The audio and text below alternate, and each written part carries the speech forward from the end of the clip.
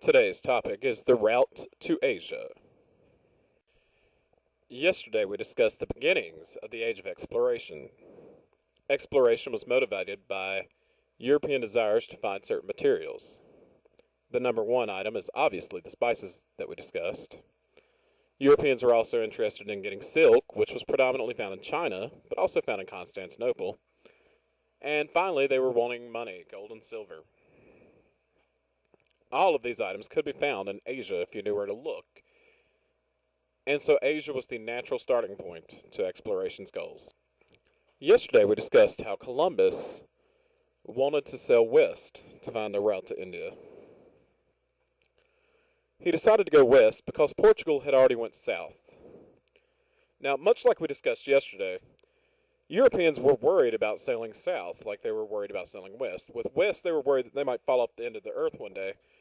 Sailing south was a much different fear. They knew that as they went further south, the world warmed up. Now, today we know that's because they were approaching the equator. But during this time period, they were worried that it would continue getting warmer and warmer until eventually they actually caught on fire. No one had sailed around Africa for fear that one day their boats would catch on fire. And finally, a Portuguese man named Bartholomew Diaz decided to sail around the tip of Africa. It took a while, but he finally managed to make it around. But as soon as he did, he chickened out and he ran right back home. It's kind of like a football player that runs halfway to the end zone and then just decides, you know what, why worry about scoring, and just stops.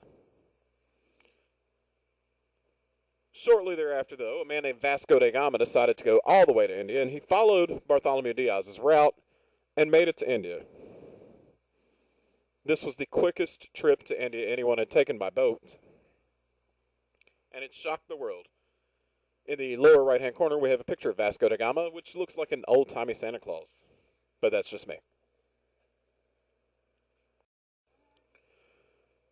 Europe was a continent that oftentimes looked down on its neighbors. Asia, however, was a culture that they respected greatly. Many of the Asian cultures were as old, if not older, than any found in Europe. Many of Europe's newest technological innovations had recently come from Asia. Great examples of these things were the gun, which in 6th grade you learned came from China, the compass, that in 6th grade you learned came from China, and the printing press, which in 6th grade you learned came from China. Because of these things, Europe decided that Asian civilizations deserve the utmost respect and appreciation, initially. On this page, I figured I would show you some examples of traditional Asian cultures while we spoke of them. The center pictures are Japanese samurai on the top and Japanese geisha on the bottom. The lower right-hand corner is some pictures of some Arabic Muslims. Above them, we have a Hindu couple getting married. Hindus are traditionally found in India. In the bottom left-hand corner, we have a Buddha. And above that, we have some Chinese dancing women. European businessmen's respect of Asian culture led to what's going to actually be a rather unusual situation. The Europeans and the Asians considered each other equals in early business dealings. Because of this, the Europeans rarely attempted to colonize Asia during the time period we're discussing, because it was a network of friends and equals. Although Europeans didn't want to colonize Asia, the goal was the same as we talked about yesterday. The goal of Asian exploration was to find money, to find spices, to find the silks.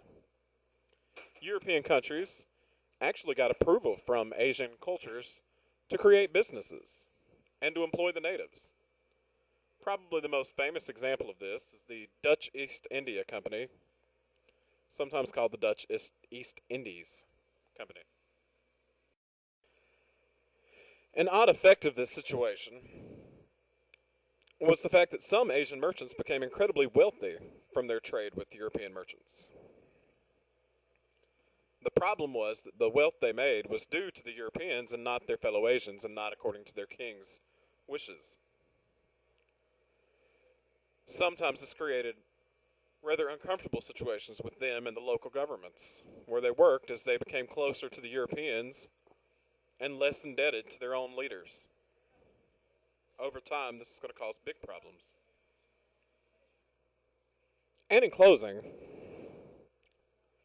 Christianity began spreading throughout the countries that Europeans settled in. Christian missionaries started schools and began teaching the natives the new ideas that the Europeans had discovered during the Renaissance.